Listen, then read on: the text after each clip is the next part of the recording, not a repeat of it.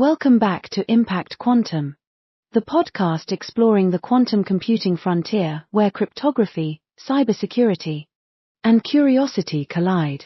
I'm your host Bailey, along with Frank Vigne, who is joined by the ever-curious Candice Gillhoolley. Before we dive in, Impact Quantum has been named the #1 quantum computing podcast by Feedspot.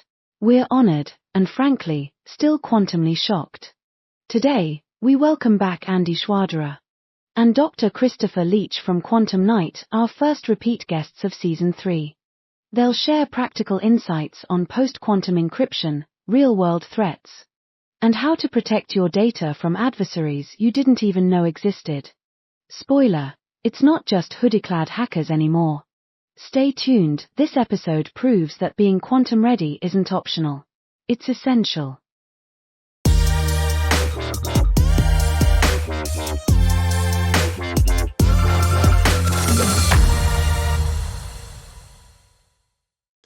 Hello and welcome to Impact Quantum, the podcast where we explore the emerging ecosystem of quantum computing. And it's not just for quantum physicists anymore. It's actually going to require, to build out a proper ecosystem, a little bit of everyone. And you have to be a little bit of quantum curious. And with me is the most curious quantum person I know, Candice Gillhoolley. How's it going, Candice?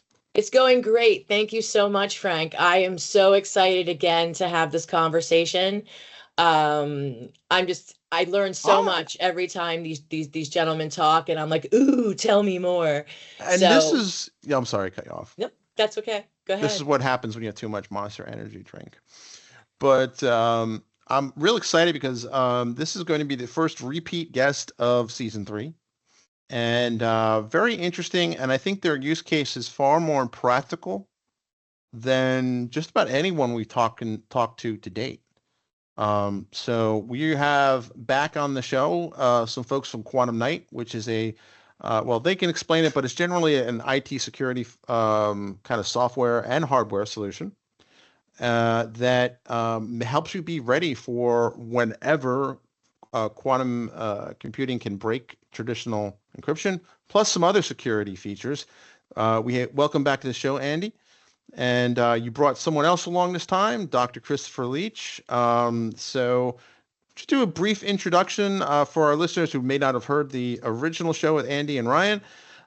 Just a little bit of intro of you, Andy, and then we'll follow it up with an introduction from Dr. Leach. Excellent. Thank you, Frank. And it's great to be back and great to see you, Candice, again as well. And I'm Andy Schwaderer. I'm a co-founder and CEO of Quantum Night. And as Frank mentioned, we're focused on cryptography and specifically have developed the world's strongest crypto system. And there's multiple pieces to that. We'll review that some during the show today. But basically, at the end of the day, what we're doing is we're bolting together sort of multiple things that are occurring today that are sort of clunky pieces that are causing a lot of cracks today, right? And definitely within the quantum realm and quantum computing realm, what that's doing, and with more of as it gets more weaponized and more utilized, especially by adversaries and other folks, they're just exploiting those cracks across all these bolted together pieces more and more. And so what we've done is really develop a very simple and elegant solution, 2 lines of code. And now you, as the end user and enterprise or end creator, now completely control your privacy and your digital assets end to end. And that's above and beyond everybody in the middle and all the other services and things you might be using to transpose that data between 2 points, such as on our Teams call right now, right? We're exchanging some audio and video data, and we might even send each other some notes over a text or something like that, right? Well, all that data now, imagine all the various parties it passes through between obviously us, and then we're recording it and going to share it somewhere else. But each one of those hops ultimately is controlling your data, right? And when any of those get breached today, your data is at risk and your data gets exploited and exposed, right? And so that's the challenge today is, how can we start to think about, you're not going to be able to rip and replace everything, right? We have a lot of legacy gear, especially in healthcare and other areas, which I know we're focused on healthcare today. But at the end of the day, it's a pretty broad task, right? And so the idea is to bring something extremely powerful that's extremely simple to use so we can apply this stuff to places that was previously not possible. Interesting. And Fantastic. Dr. Christopher Leach? Thank you, Frank. My name is Dr. Christopher Leach, and I work here with Andy Schwaderer and the rest of the team in exploring the many different use cases and many different facilitations of how the crypto systems that we build and we work through today have helped us develop the post-quantum encryption and to root out the regulatory aspect of what's necessary in the world today to fight the bad actors, to fight the good fight as best we can to protect your data, our data, and everywhere in between. And I think it's very timely because, I mean, there are obviously larger geopolitical things at play in the world today. And one of the things I tell people, and I kind of look like the guy in a tinfoil hat, you know that meme? Where I'm like, really the front line now is as closest to you as your nearest smartphone. It's not like the old days. And I know it sounds a little crazy, sounds a little paranoid, but you both nodded, so that probably means that there's something, maybe it's not just paranoia. And I saw a documentary, it's on YouTube, it's free, we'll put it in the show notes, but it's basically a documentary from National Geographic about the Sony hack, where I think that the general public, hard to believe, it was like almost 11 years ago. So for those that don't remember or may not have been born,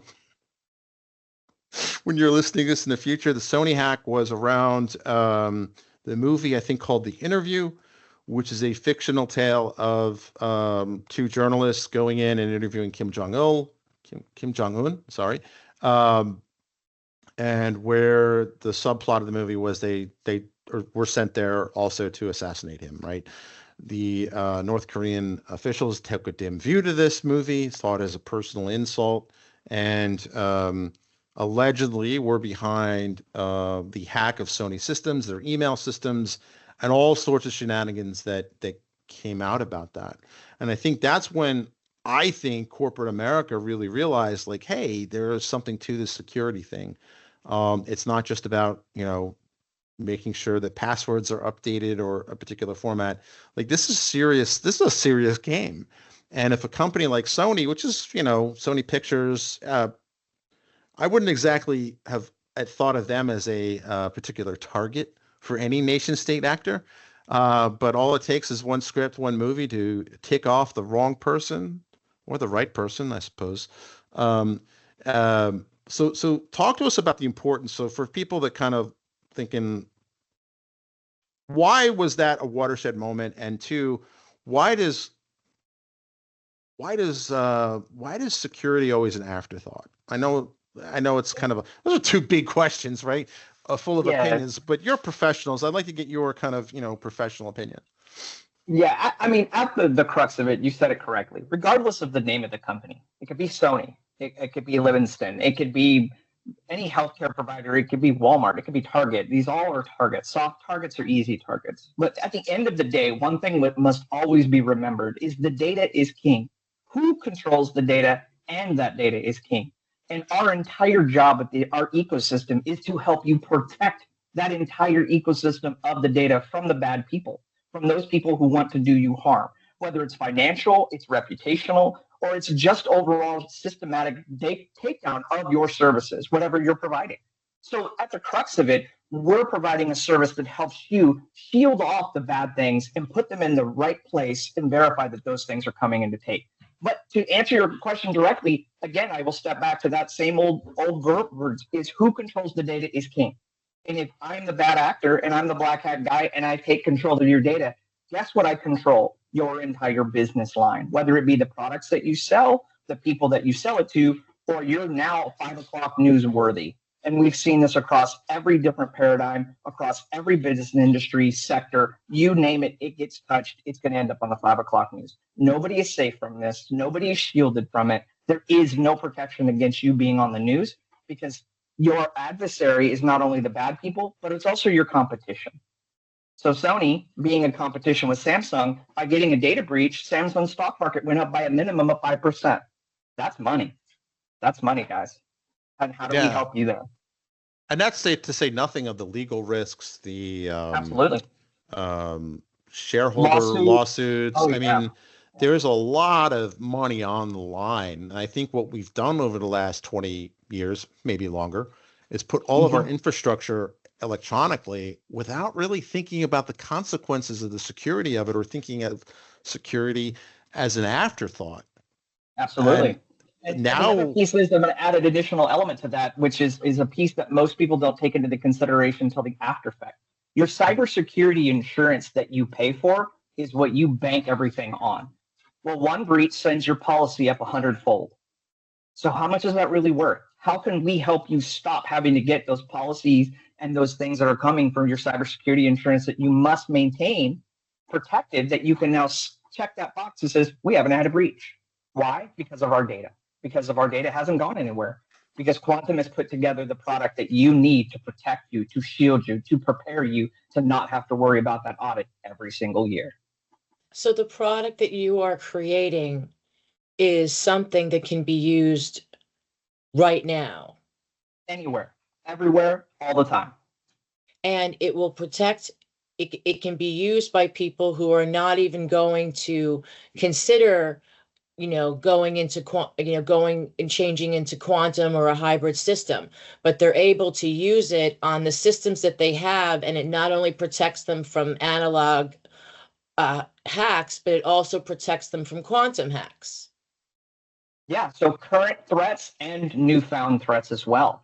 The moment that you place the product into specialization of where you want to put it, whether it be your smartphone, your IoT device, at your Ring doorbell, as we mentioned multiple times, and we'll take it even a depth further. The refrigerator that just told you that you need to get a new filter for the water filter is an IoT device. Those edge devices, that heart transplant that's going to go by a robot, or that fetal monitor is monitoring in the NICU, all of those things, we treat them the exact same: safe, secure, and preventable. We can help you stop those things from happening from that get-go. And it's easy to deploy, easy to use. It does not require a master's degree, a doctorate in astrophysicist or cybercrime in any way digital format. It really requires the simplistic point and click, add 2 additional lines, roll it out, deploy it in infrastructure, and we will start helping you protect today. Yeah. And to be clear, what we deliver as part of that is an embeddable technology, right? So our model is where both end users can take it and deploy it, across their databases, across many of the areas, across their cloud assets and things. They could do that immediately, right? But then also, it is also easily embedded within equipment, right? And so if we look at, for example, healthcare, and you just look at some of the types of life critical equipment that's there, and these things are being hacked and breached today. It's just, it's not very publicly visible. These aren't the types of breaches that people like to talk about, right? Because there's definitely life attached to it. And they're not required to, right? Like there's no, I think a lot of people naively assume that the press would get wind of this, but unless they're required, for the financial breaches, they have to announce it from an SEC perspective and a FTC perspective, I believe. But outside of that, I don't think healthcare from a HIPAA or any internal regulatory perspective has to announce anything. Is that true, Dr. Chris? Yeah, so it depends. If it has life critical effects, then yes, it must be notified. And you saw that with United Healthcare had to do and make their notification done. So it's not that they don't have to, but it has to be verified, quantified, and released through FDA, as well as from HIPAA, getting all those things put together before it's released. But that gate through from the time of actual breach to the time of notification at times is a year out or more. How long or how much of your data has already been leaked before that actually happened? Well, if it's that long, like what could have happened in the last 12 months, right? Like anything can happen. And I do find it interesting, and I think a lot of this gets into, when we think of IT security, we tend to think of, hackers and hoodies and stuff like that, right? And there's a whole bunch of stereotypes that's associated with it. But these aren't kids anymore poking around in their parents' basements or their garages, right? These are like sophisticated nation states are in on this game because, I mean, it's a great equalizer in terms of a smaller country can have a room full of, black hats, white hats, gray hats. Well, probably not white hats, but so they're considered. So in the world of cybersecurity, they're considered advanced persistent threats, or APTs. Where you have nation state backs and as well as political back that are all APTs and getting behind those APTs and the lines of businesses that they have in countries that we do not extradite our facilities to, it has really it's all monetary gain for them. Living in the dark web and dark web studies, you learn a lot about your adversaries and the people that you work with. Now, if you present to them an opportunity, they're going to go to the easiest route possible and expand its longevity of their time of being inside your environment. If we can prevent that from happening from the start by fully encrypting their entire transpose system, and at the beginning stages, they no longer have they have a seat at the table. They're going to now have to use older tactics, which is to exploit the persons instead of the technology. Well, also too, it also gives you a layer of protection because it's like the old alarm system commercial, right? They would show this creepy looking guy going, "A house is an alarm system, you skip. The next one you go for," or something like that. Like just even having a better layers of protection also will, unless you're really high value target, right? There's nothing you can really do. And you're probably already aware of it anyway, right? But I mean, it's amazing because one of the things that's happened is you hear a lot of these hospital systems being attacked and ransomware, right? So it's also criminal gangs, right? Because extortion, I mean, 21st century extortion is basically ransomware. Correct. Well, I think that's what we've transgressed to, right? It's really moved from really formidable adversaries and a few different parties that can make an impact, right? To now there's money involved, right? And as we talked about those cracks in between all these things that are bolted together, those cracks are becoming bigger and more obvious and more widespread. And so that's what we're experiencing right now is it's not just nation state actors and folks that have that knowledge and are, doing different disruptive activities, I'd say. Now, unless you're like a poor country, like North Korea or something like that, right? They obviously are doing a lot of ransomware stuff because they don't have a lot of cash. So I get that behavior, but you have the normal criminal gangs, right? You have the normal sort of Eastern European, Northern African, and now it's expanded. I mean, it's everywhere, right? They even have examples of like, teenage gangs in the US and stuff that have popped up, right? And the thing about coding and these types of things is anybody can do it, right? I think I started teaching my kids when they were in first grade at the classes, so I'm sure over the last 10 years, that has become much more commonplace, even for a much younger swath of kids, not just my colleagues and crazy engineers that have their kids coding when they're young, right? We're talking, it's accessible to everybody now. And as we watch that happen, as we know with technology, things are disruptive. New ideas come about. People understand things slightly different. You have quantum computing emerge that allows a much more powerful amount of processing to occur, right? In a much more rapid fashion. All these factors kind of play into the perfect storm that we have right this second. And then you have things like cybersecurity insurance and stuff like that we feel like that kind of helps, which in the very short term, that helps with liability. But actually in the long term, that hurts us because it dictates now how people behave and how they're going to react to this. And instead of taking responsibility, they push the buck because they have someone CYA, right?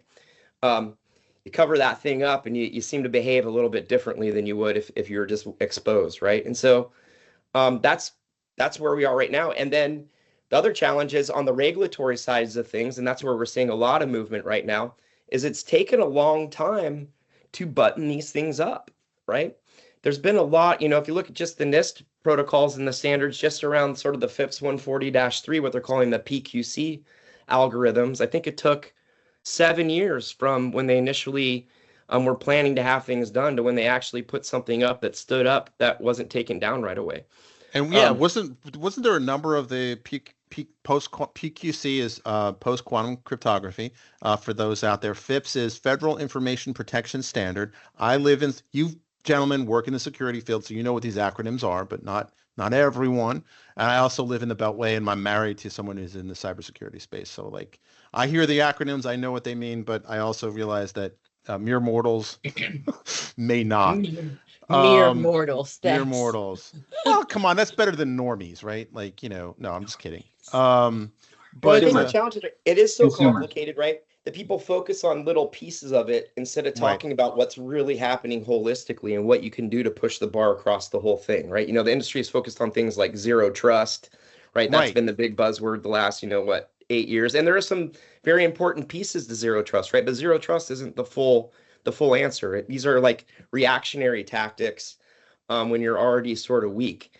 What we're saying is, and our technology is more of an upfront technology where you can now push the bar and directly protect yourselves immediately in a way you weren't possible before. Like it's like drawing a line in the sand. It's not a panacea, right? We're not the end all solution for everything, right? But in combination with what's occurring currently, it's the perfect sort of overlay to button up a lot of these cracks that are across the whole ecosystem. And so that's where we're coming from. And that's why I think the world and everybody's coming to it right now, right? The adoption of these standards, watching the NIST stuff happen. You have the new sort of, everybody's sort of focused on RSA and what we'll call public key infrastructure, which has been the backbone of the internet since the beginning. And we think that there's definitely things across that whole spectrum that, once again, are disruptive into the way that it's currently working and ties up a lot of those loose ends. Does that mean in the future there won't be other ones? All the hackers I know and the nation states, they seem pretty smart, and some of the most brilliant people that unfortunately get attracted into that side of the house. So I imagine there will be more. And so what we're doing is giving people something new that, like I say, buttons it up in a totally different way.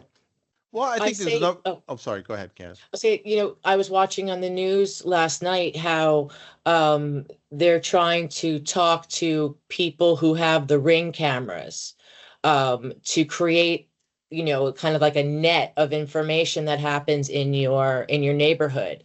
And they're asking like everyone that they're doing this as a sample with, to sign over the rights to do this. And again, I'm thinking, yeah, well, that's going to extend eventually to you have to do it. And why aren't you doing it? Like, why aren't you being part of it? But again, it gives everybody more access in that they eventually it'd be part of the SLA or terms of service you agree to without even reading. Sorry. Yeah, I've been seeing traction around some HOAs that one of the requirements in specific HOAs are requiring Ring cameras to be into a centralized repository for the facilitation to help with neighborhood watch programs, taking it to the next level. But you as the consumer, how do you protect the data that's within it? Right. Right. Well, I think I'm sorry to cut you off, Candice. One, I didn't mean an insult when I called you like a normie, or a consumer, but or mere mortal consumer. No, but I think also one of the things, and I think Ring cameras are a good poster child for this because they're IoT devices, they're internet connected devices. And security was probably not part of the go-to-market plan because it's all about shipping in those industries. And there's an old joke that bounced around I first heard it in Microsoft, but I don't know if it started there. It was the S in IoT stands for security. And because clearly security is not really thought of in these things. And some of these awful hacks that come out are from pretty knowing the nature of the folks that are in this game, whether they're criminal gangs, whether they're nation state actors or anywhere in between, is that these IoT devices tend to be the weak link in the fence. Mm-hmm. Yeah, to your home too. So we saw at the beginning of IoT devices when they were associating with Ring doorbells, they were also assisting with unlocking your front door. Well, one of the biggest problems that we saw from an IoT security perspective was the fact that most people were not changing the default password on that device. So I, as the hacker, would walk up with my Android cell phone with a light Linux version loaded onto it, walk up to your Ring doorbell, pop a door open, and I'm inside your house, robbing your house. And they ask, well, you broke into the house? No, I had access. The door opened itself. I don't know what you're talking about. It became larger problems because then you would take everything that you wanted. You didn't have to worry about it. Then you wipe the video from the local device so they had no record of it in any way, shape, or form, and you lock the door and walk out. You, as the consumer, would come home and your house is completely trashed of all the things they just stole. They started to change the level of those pieces as they come out, and now they come with a predefined password that they give you when you set it up. But that was not the onset of the beginning. But from our product and our perspective, we could be inside that line and take over that piece of not having to worry about doing that from the get-go. Right, and I like your approach because you basically simplify a lot of the things because these things aren't done because people don't think these are important, or the companies that build these devices don't think it's important. They're not in there because there's a cost. It's a risk transference. Yeah, it's a risk transference, right? So you've got models that people have to develop in the hardware software side. You're going to either accept the risk, it as a risk acceptance, or you're going to do something about it, or are you going to transfer it to the consumer? Well, what's easier to do? Transfer to the consumer. If it's off your plate, they sign the terms and conditions, it's easy. Well, Right. you have to change it when you get it, and you didn't. So it's not really on us. That passing of liability is a funny, motivating factor for behavior, huh? Every time. Absolutely. And then now, not to be political or anything, but to say, for example, right now, in the United States, there's a lot of personal data that is believed to be accessible to certain individuals or certain governmental agencies, where it's like, here, like, data's for sale. And that is really kind of terrifying, but also something that is a solvable solution with what you're doing. Well, I And mean, that's and exciting. even if it wasn't for these political developments, these risks were already there. I think that we're just so I heard a phrase. It might be from a Batman movie. I don't know, but like or the Joker movie, right? Where it goes, "Is it me or things are getting worse?" And then somebody goes, "No, things are just getting more obvious." Yep. Oh. I agree with that answer. Yeah, a lot of the things have been happening for so long, right? And it just as people become more, just the swath, as we mentioned, more people become involved, right? They see when you have desperate times, that's when sort of desperate measures peak, right? And I don't see things in the world getting better right now at the moment, at least perspectively, and I don't see that happening for the next short period of time. Hopefully, we get there sooner than later. But with that being the reality, I don't see the amount of attacks slowing down anytime soon. I just see that emphasis increasing. Right, we're gonna have a lot more people that are going to try to go after that dollar, and then they might they might not even be as sophisticated. Right, that they might just have tools and things that are being published out on the dark web for these guys that allow them to deliver sophisticated attacks without having to create them themselves in the first place. Right, it's kind of like hacking as a service, right? I mean, Right. I'm not kidding. There is that level of it's a great business model. Interoperability. Yep. It's a great business model. I mean, you think about it, right? Like in kind of the pre-computer era, right? Like the only people that could extort you would be people at physical proximity to you, right? Mm-hmm. Right? Just any mobster movie, you can kind of get examples of that, right? But now with things like, and I'm not picking on cryptocurrencies, right? Don't even want to mention cryptocurrencies, but by name, but like the idea that, some remote gang in some part of the world can hack into your system, your hospital system, with a ransomware attack, and then they can extract that ransom anywhere in the world, right? So you're not safe, right? Like it's like, somebody pick your random country name, right? Could totally hack your system. And like, this is very real, right? And like, there was an incident in Maryland. Everything bad always happens in Maryland, right? Like, so in Anne Arundel County had a massive cyber incident, right? And Anne Arundel County, for those that don't live in the area, it's home to Annapolis, the state capital, Naval Academy. Oh, and there's a particular, the three-letter agency has their headquarters on the border of, I'm not sure if it's entirely in Anne Arundel County or not, but I mean, that's just, if it can happen there, and it was just a county government, but I mean, that's serious. It could take down 911 systems. And I mean, just the damage that can be done by anyone skilled enough anywhere in the world for not tactical or military political reasons, but just sheer monetary gain. Just to dovetail off your conversation, there was a water department in Florida that got ransomware hacked and shut down the water for their entire citizens. And since they had not gone through the defense in depth methodologies from a backup and a business continuity platform, did not perform those actions and ended up having to pay the ransom to those bad actors to restore water to their own people. That's the level of criticality. It's if you're held ransom and you can't provide water, all of the water pumps are now shut down. Once the existing water has been distributed, now you have no water in this entire county. And I'm sure that there was a conversation that somebody said maybe we should do some kind of security audit, and then somebody the The highest CISO, paid. the CISO had made recommendations and was ousted on the news and was let go due to that.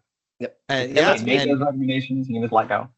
And let's be real, right? The cost of making that change up until recently was expensive, right? right. I mean, if you had any legacy OT equipment or anything around anywhere, the answer is rip and replace. This stuff's not software capable. You need to buy our new stuff.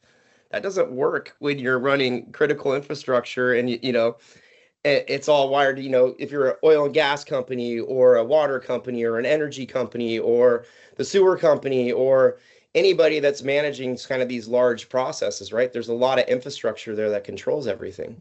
And the answer can't be, oh, you got to go rip and replace everything. Or, oh, here's a super expensive thing that you need now that's going to, that's not how it will work. And so that's why we approached it sort of did a different way, where That's we what I wanted like about your people to be able approach. to run with it.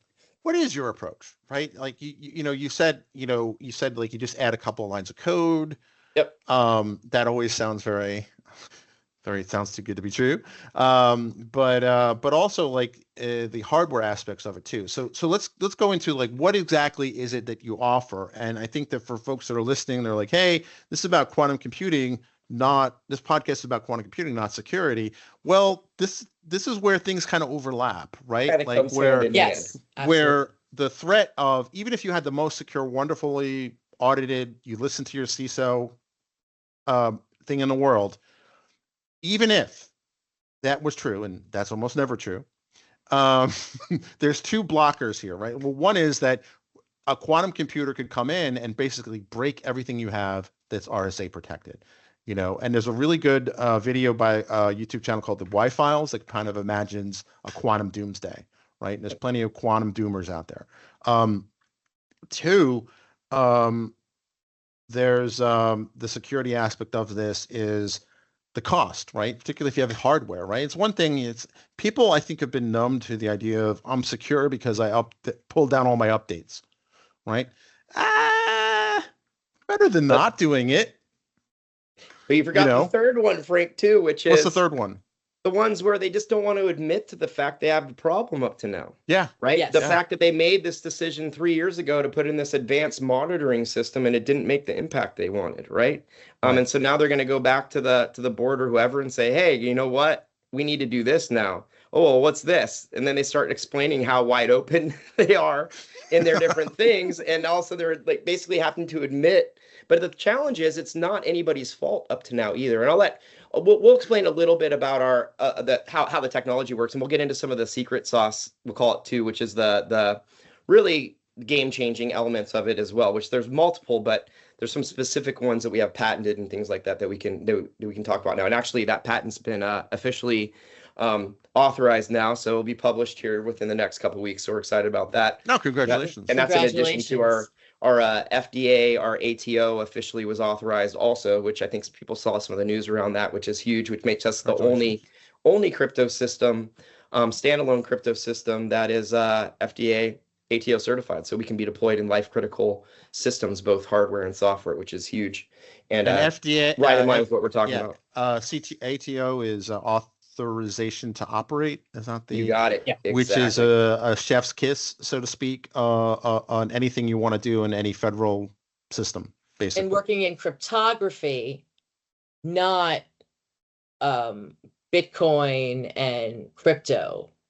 Yeah, right. The crypto bros have really taken that word. I'm sorry. They really have sucked all the oxygen out of the room. I remember when crypto meant cryptography, not cryptocurrency. Yeah. So that's a good call out, Candice, that we're not talking about crypto bros. And that adds the confusion, right? When people and the thing about it is cryptography is a foundation of cryptocurrency also within the ledger. Right. Cryptography is an instrumental piece. So that's where it even becomes more confusing, is you have cryptography within crypto and then people calling both of them crypto. Yeah, anyways. Good stuff, right? So from a technology perspective, basically what we have is it's 100% software. As we mentioned, you can deploy it with 2 lines of code, so it's extremely efficient. It's ultra low latency, so where you can put it, if you imagine you have this little power pellet, you can drop it basically anywhere between any digital points you want, right? So if it's running Linux, it can run our software. And if you imagine you put that little power pellet, for example, we could put it on the front of each of our audio feed right here, right? So actually in between, although we'd see it unencrypted, we could actually can control it where someone in the middle or someone else tried to grab this feed from us, they'd only see fuzz, right? And the idea is now if you can put it between any two digital points, right? Now you can start to controlling where you want encryption and decryption to occur, right? And the best part about it is within our one solution, and this is where we start bolting some things together, right? You have the encryption piece, which is, you know, really strong cryptography. So we have up to 10,240-bit encryption strengths, and that's symmetric strengths.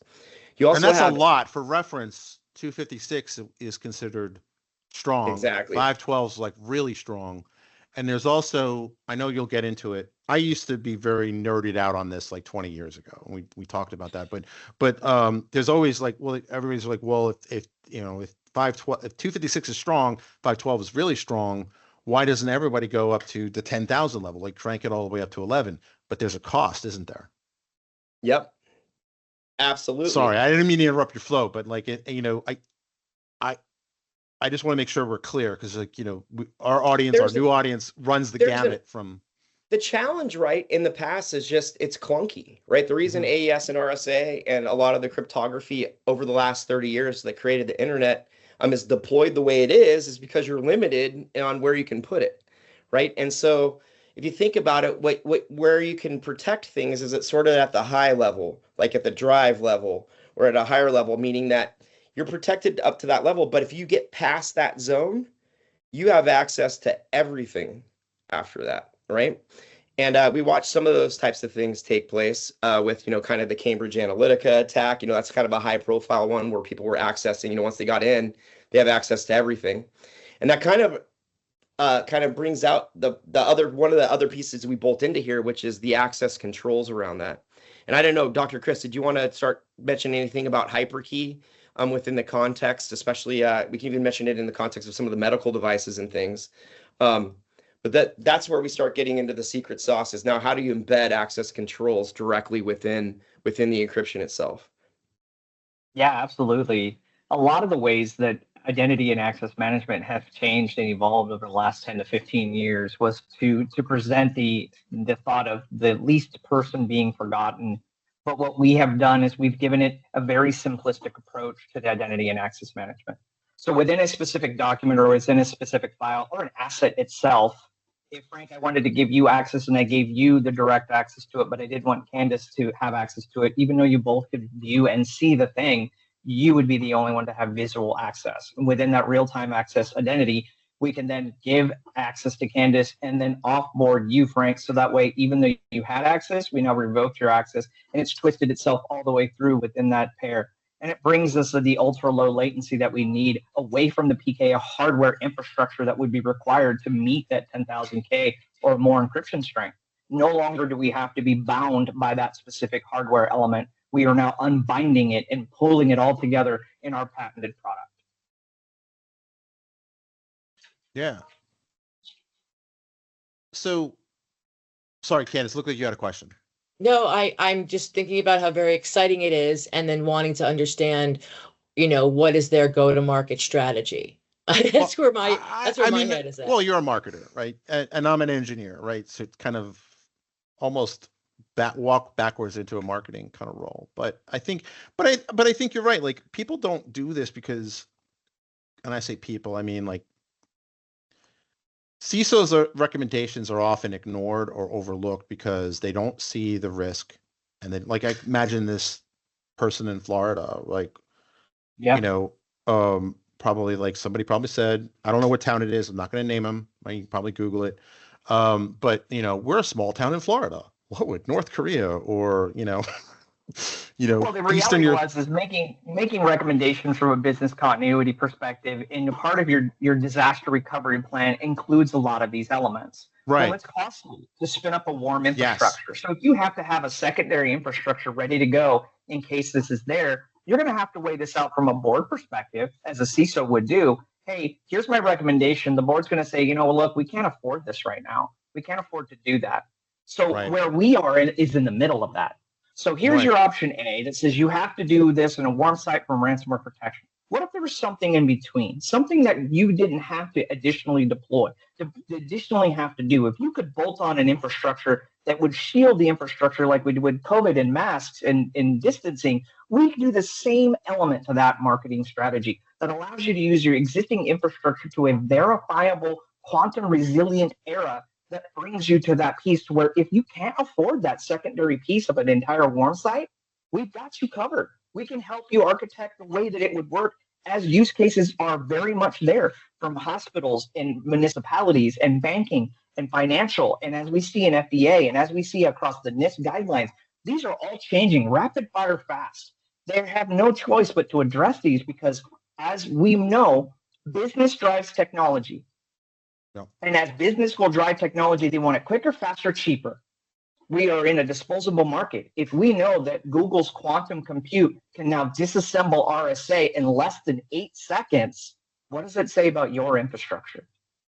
Well, that's what I like about what you did, is that you made it, not only have you made it quantum safe or quantum ready or quantum protected, but you've also made it easy, which, I mean, I'm sure it's like, it's one thing to make something future proof, but it's quite another to make it also readily and easily deployable. Like it sounds like you just kind of like literally a plug and play solution where, you know, whether very you put much in. so. Yeah, absolutely. So tell me about that. Tell me about that. Because that's the part that excites me. This, right? So Clear in its platform and the way that we work from an SDK perspective, right? You do not have to be a developer, right? Not at all. We're not asking you to go take 12 weeks to learn how to do Python. Not at all. The simplistic method that we have is 2 lines of additional code at the end of your existing stack. 2 lines of Java code that run through that entire platform. Allows you to interface with our system product license manager that gives you the access and identity element. Once those 2 by UUID, by an individual person, by a camera, by a device, by a streaming service, all of those platforms built together into one centralized repository subsection. What we then do is give you the granularity of control to pick and choose your strengths.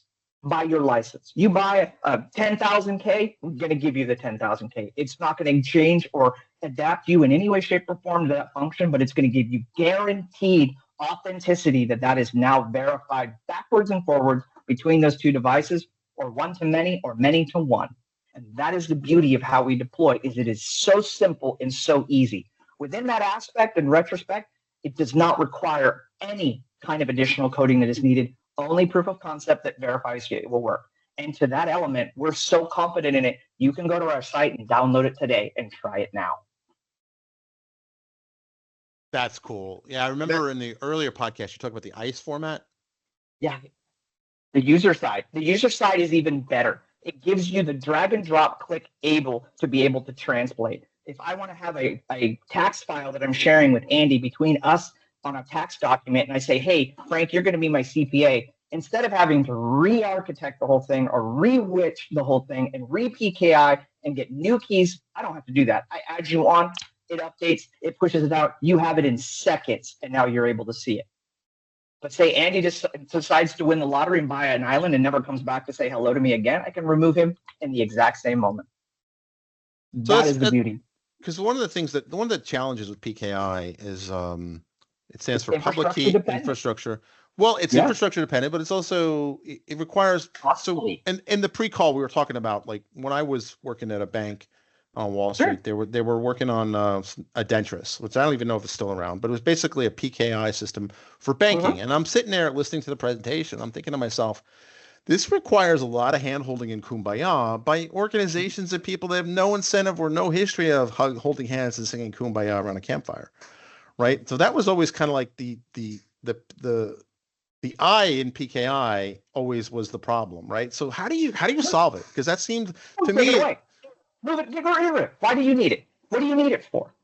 We're in the world of virtualization of everything. What would you need it for? If we can package it all together in a very small footprint, would that not be simpler for you to use? If you did not have to worry about from the time you pushed it, you pushed go, and it's now protecting you from that moment forward. That takes away the I out of infrastructure, just worries about public and key. That's it. Get rid of the I. So how does that work? So if I imagine across the chain, you might have some cloud resources across there as well. Maybe you're running some services where you do want to expose some of your data to run in a certain service. You can actually now control at that node what gets decrypted for that service and then re-encrypted on the same node before it transfers to another node, right? As one example. So you compartmentalize it, compartmentalize it. Compartmentalization.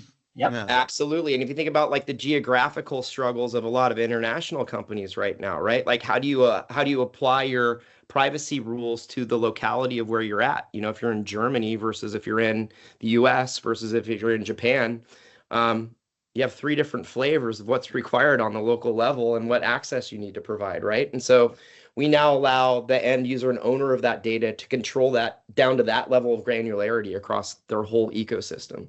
So when you revoke or grant access, further than that, so even further than that, Frank, we take it down to this level. At no time do we hold you ransom from your own data. Even if you decided to move away from us and you already put it in place at the beginning, we don't hold you ransom. It's your data, your keys. You control it. We don't. So is there some kind of key server? Like how does that work? It's within its hyperkey is the patented product where the secret sauce lays. It's all built into the twist of how it works. And into the key material itself. Yep.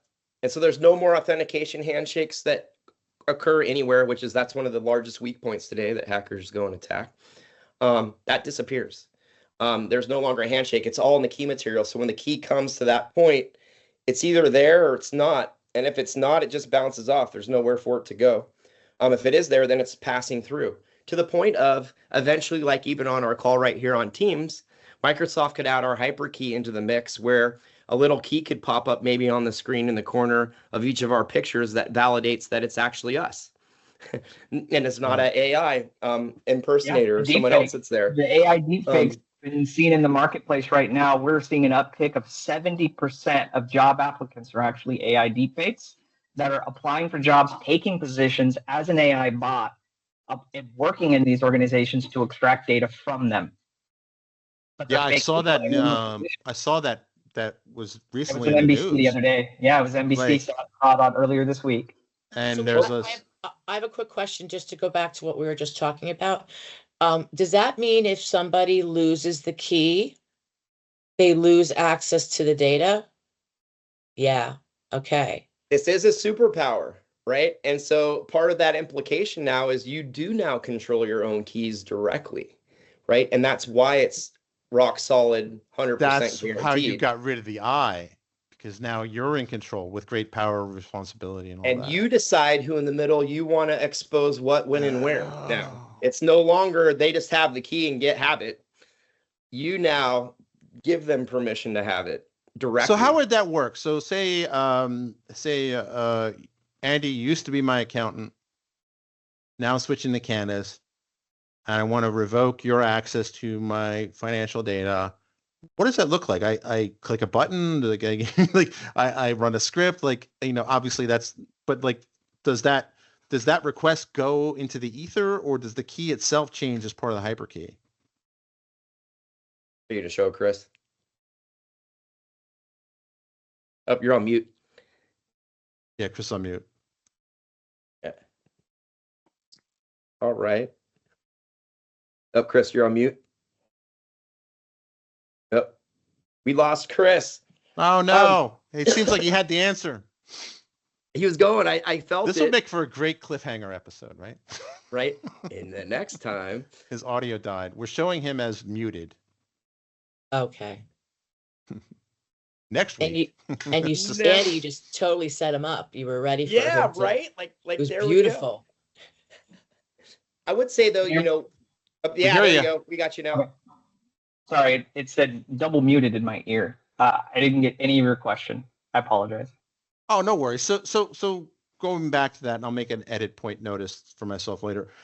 So say Andy is my accountant today, and I decide to switch to Candice, and because she did a wonderful marketing pitch, right, for me to use her accounting services, right?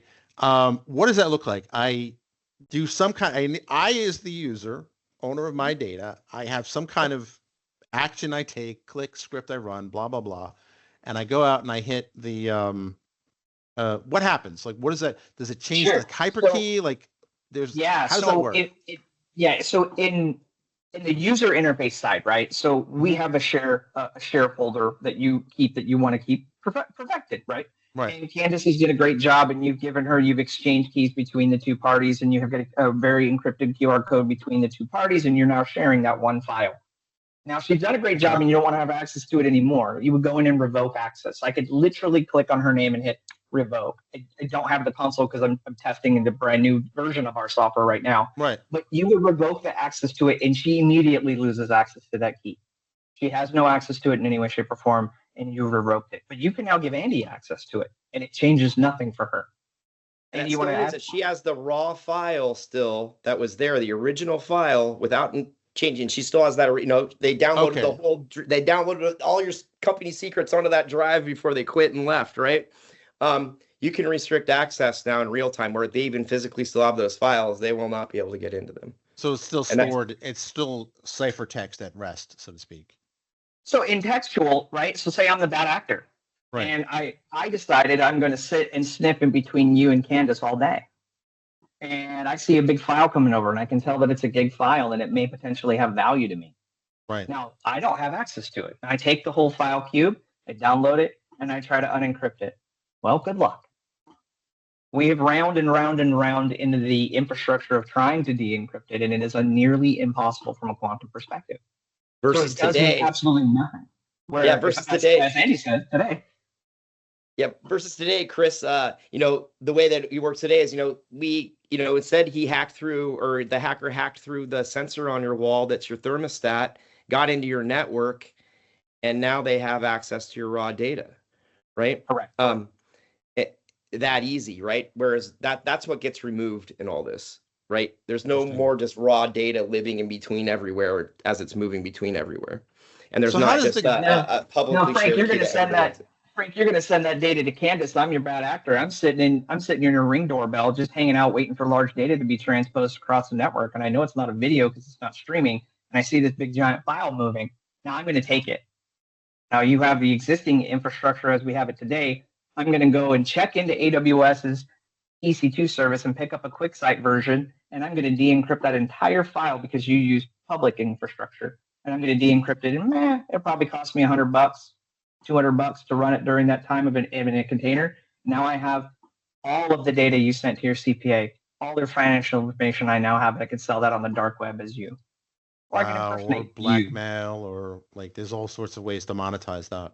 Steal your house, secure vaults, all this stuff. It's all smoke and mirrors, right? Yeah. If they have to tell me that it's that secure, that hard, that often, then that seems suspicious to me. It's like they're protesting too much, Yeah. But so the actual key exchange though is done point to point. So if I control it. So then I would say, Andy, okay. So it's pretty dynamic then in terms of the actual file. Constantly. Identity and access management layer. You can give individual access, group access, multi-factor authentication access. If you wanted to go that deep, you could. We could also make it where you could see certain elements of it, and Candice could see other elements of it, and I would see other elements just based off of the group of our access, right? So if we had, if this was a national security issue, right, and each one of us had different national security clearance, you could even do that down to the per frame or per pixel within a picture or streaming thing. So we could control the access down to that level for each of us. So that's a bit like attribute-based access control? Almost like ARBC, but not into that element. It's almost within, we can get down to the var chart of a database layer. That's how cell level. Really down to the minute amount. So we don't want Candice to see how much, we don't want Candice to see from contractual purpose, right? I'm going to work out a contract with you, Frank. And I'm in that contract is going to only show you what you're going to be paid, what Candice is going to get paid, and what Andy's going to get paid. But I don't want Candice to see anybody else's information other than her own. We can get it down to that layer to the point where she can only see what she sees. Everything else is just pixelated. Wow. That's fantastic. That's amazing. I think the two wow factors. Well, there's just three wow factors here. Is one, the quantum bit. You've already solved for post quantum encryption, right? So that means that whatever you do today is going to have a really good chance of surviving into the future, right? And I only say really good chance because I no joke. I once heard when I was learning Windows NT when it first came out. I know, right? They were telling me how computer viruses were a thing of the past because of the anti-kernel and all of that. Now, what ended up happening was all the old ways of breaking in were obsolete, but clearly, New ways. Clearly new ways were invented. The next thing I was going to say is you've made it easy, right? Because no matter how good something is, if it's not cheap and easy, it's not going to get done. And then you've really removed the pain point from PKI, right? Which is the I, right? I think that alone is impressive. And then in order to make it even more future-proof, in our virtual green room call yesterday, you introduced me to a term that I've been kind of speaking with Google research about, is agile cryptography. Talk to me about that, because that's the thing that really, it's one of those things that's so simple, but it's also brilliant because it's so simple. It's like, why haven't people done this before? Because if I got it right, you basically modularize the different components like you would in a software engineering world, right? Where you basically separations of concern. So what is agile cryptography? So basically what crypto agility is crypto agility. Sorry. Yeah. That's the term. So we have emerging sort of algorithms, and obviously the PQC algorithms. You have different standards in Europe, you have different standards here. The concept is that every time a standard changes with the cryptographic standards, that you don't have to rip and replace everything.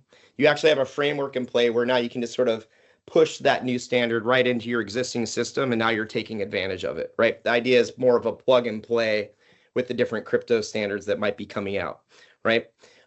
Within our realm, we play right within that. So our system actually, we support, we're FIPS 140-2 and 140-3 validated. So we support the PQC algorithms, but we also support the new dilithium and Kyber algorithms, which are more the asymmetric side of the house, right? And so we actually, where our uniqueness comes into play, we can support really any asymmetric or symmetric cryptography within our crypto system. And so that's part of the power, is that we're agnostic. Ultimately, we bring both symmetric and asymmetric capability within one stack. That also means that we can also apply it to places not possible, where we can apply it to both data in motion and at rest, right? So streaming use cases, but also databases and where things are being stored. And that's where sort of our differentiation of encryption strengths start to come into play. Is this something that's the archival strength that we want to park somewhere for the next 50 years? Or is this an audio call where, really we just need to make sure the transmission right now is done, and we're going to back it up somewhere, but it doesn't need to be 10,240, but it's a shorter lifespan of that data asset, right? We can start applying in a smart way. So that allows for mixed platforms. Okay. Yeah. I'm going with you and checking off my little list. Okay. Yep. And that's where it comes in. If you also think about it, the agility, another area we didn't talk about, we talked a lot about devices and software and the cloud.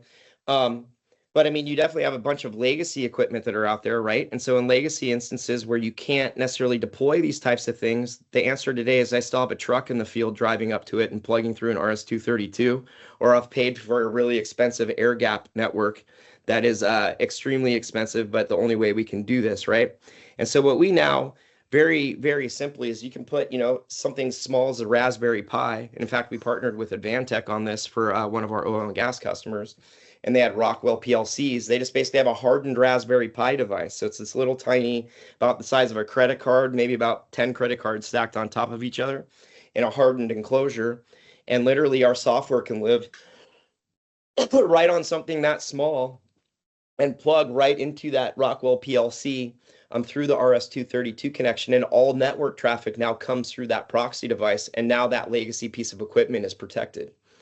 All communications. And that's important. That's a very real thing, because the SCADA system, most people never heard of. I never heard of SCADA until the Colonial Pipeline had that issue a few years back, and gas lines were a thing because I don't know exactly. I didn't follow it up. Once I was able to get gas, I forgot about it. But it was basically a pipeline that carries gasoline from one part where the refineries are to basically the Northeast or Mid-Atlantic, something like that.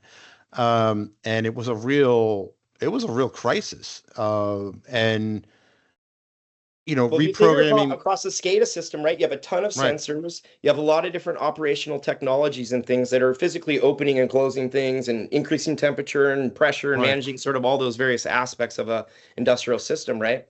Well, imagine in the pipeline situation, right? Once again, you don't need to break into the whole pipeline.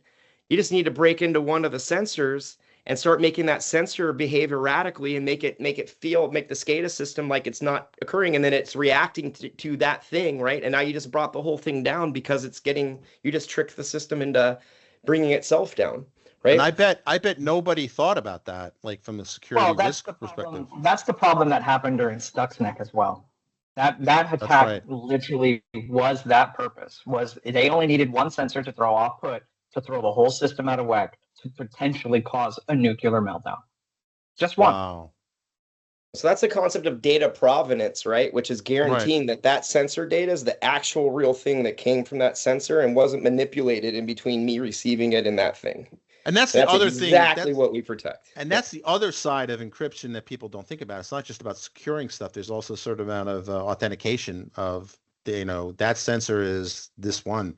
But I also like the fact that what you're doing here is you are making this easy to replace. So rather than replacing all those SCADA systems, you just basically stack on, for lack of a better term, a Raspberry Pi on top of it or between it or whatever. So no one has to necessarily rip and replace, but you can kind of shield this. I like it. I mean, I think it's cool. I know we are at time. It's even different than that. You don't have to attach anything. If really? a SCADA device has the additional ability to have a specific data set that we add on 2 additional lines of code, they don't need anything new. Yep. That's the beauty of it. You don't need new infrastructure. Remember the we're removing that aspect. But not only just from that perspective, let's take it to a small layer. I want to put this in. Mm-hmm. Pharmas all over the country are making medication. If I, as the bad actor, get into that Rockwell device and I alter the medication by 1 microgram, it has the potential to kill a whole lot of people. Yeah. Yes. Secure supply chain. I can guarantee the data provenance that is verified and authenticated that PLC device, that SCADA device, that technology device that is now automated by a robot is now verified and quantified that it has not been interrupted at all using our system. How many lives could potentially be saved by not having to have an offset of the change of the chemical compound of Advil? Wow. And that would be a massive disaster. Or Frank, think of it this way from a developer's perspective, right? I'm there. How do I write code today? I go hit OpenAI or whatever my developer AI function of choice is, and I get my code written for me, right? How do you know where that came from? AI is only as good as what it's trained from and the data that came in there. So what if the data is trained off of someone that's trying to mess with you to make a mistake or to inject something that you're not aware of, right? These are all very real challenges. And in the AI side of things, it's the Wild West. That's the biggest challenge with it today. They can't guarantee the data that's in there. In fact, poison data or manipulated data or man-in-the-middle data, that's the biggest challenge with AI in general right now, because those models get skewed very rapidly, as Chris mentioned, with very minuscule changes or minuscule amounts that dictate where that thing lands, right? And imagine if you're not just AI because it's something new and interesting and you're a consumer and this looks cool, but imagine you're, our DoD that's dealing with weather data or other operational data, right? And you're requiring that this stuff needs to be accurate if we're going to make decisions. Lives are on the line for every millisecond that we don't have the right data. There might be some kind of data in there that you wouldn't necessarily think of as like a critical thing, like weather data. Like that's not, you wouldn't think of that as, but even bigger than that, right? Sales data, predictive analytics for business intelligence of sales data. You're predicting based on a model that you have that you're hoping is correct. If you're using an AI or machine learning to do this, how are you guaranteeing the data is true and is on your own instead of it being altered by bad guys that are in the hack space? And just to dovetail on that, the opposite effect of that is we pay penetration testers and white hat hackers to literally do the bad things so that we don't do it. You don't think there are bad people doing bad things just like the bad guys that we hire are not doing it for hire in another place? They're there too. They totally are. So we are at time, and I think this is, I could talk to you for the 2 hours, but I got to take kids to dentist appointments. So nice. But tell you what, I'll sleep this afternoon. let's hope. Tell you what, I'm going to do something that I don't think we've ever done before, a crossover episode, right? Where I think a lot of this also touches not just on quantum, but also data and kind of data security. And I'd love to have you guys maybe even do a demo or a live stream together where you do a demo of the system. Obviously, we'll give you time to prepare for it because I think this is cool. This is cool stuff. I could talk another hour about this, but my wife is going to start getting phone calls from the dentist and things like that. So I don't want to get in trouble with my wife. So we're going to end this here, but I definitely let's connect about getting you doing either a live stream demo where we talk about this, we get video too, but also kind of talk about the data security, data provenance stuff that I know the listeners of Data Driven really need to hear.